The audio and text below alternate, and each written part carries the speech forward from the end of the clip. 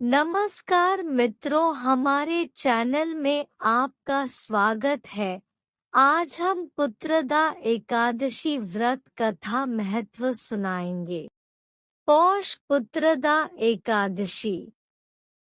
पौष पुत्रदा एकादशी का व्रत रखने वाले लोगों को व्रत से पहले दशमी के दिन एक समय सात्विक भोजन ग्रहण करना चाहिए। व्रती को संयमित और ब्रह्मचर्य का पालन करना चाहिए। प्रातःकाल स्नान के बाद व्रत का संकल्प ले और भगवान विष्णु का ध्यान करें। इसके बाद गंगा जल, तुलसी दल, तिल, फूल पंचामृत से भगवान नारायण की पूजा करनी चाहिए। इस व्रत में व्रत रखने वाले बिना जल के रहना चाहिए। यदि व्रती चाहे तो संध्या काल में दीपदान के पश्चात फलाहार कर सकती हैं। व्रत के अगले दिन द्वादशी पर किसी जरूरतमंद व्यक्ति या ब्राह्मण को भोजन कराकर दान दक्षिणा देकर व्रत का पारण करना चाहिए। पौष पुत्रदा एकादशी महत्व। पुत्रदा शब्द का अर्थ है पुत्रों का दाता, और चूंकि यह एकादशी पौष के हिंदू महीने के दौरान आती है, इसे पौष पुत्रदा एकादशी के नाम से जाना जाता है। साल में 2 पुत्रदा एकादशी आती है।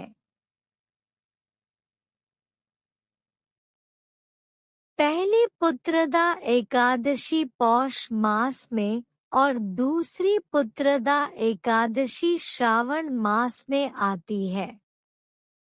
यह एकादशी मुख्य रूप से उन दंपतियों द्वारा मनाई जाती है जो पुत्र प्राप्ति की इच्छा रखते हैं।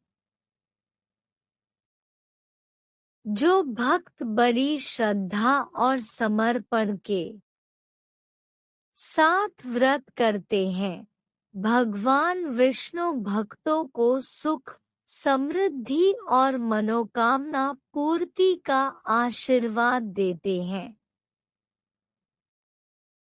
दक्षिण भारत के कुछ क्षेत्रों में पौष पुत्रदा एकादशी को वैकुंठ एकादशी, स्वर्गावथिल एकादशी या मुक्तकोटि एकादशी के रूप में मनाया जाता है। पौष पुत्रदा एकादशी के दिन भूलकर न करें ये गलतियां। एक एकादशी के दिन तुलसी के पत्ते न तोड़े।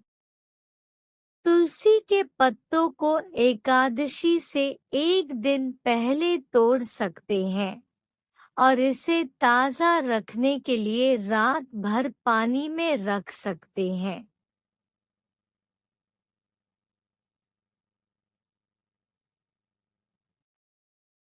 दो मांसाहारी भोजन।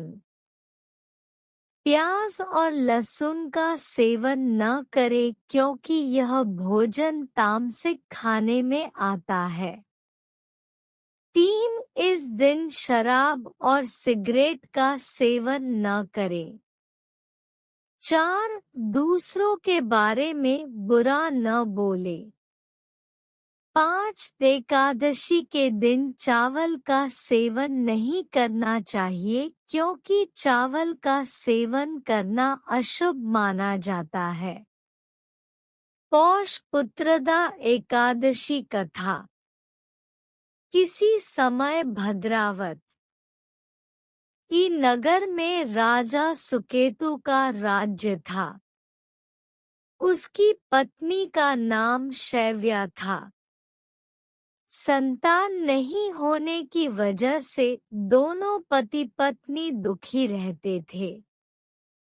एक दिन राजा और रानी मंत्री को राजपाट सौंपकर वन को चले गए।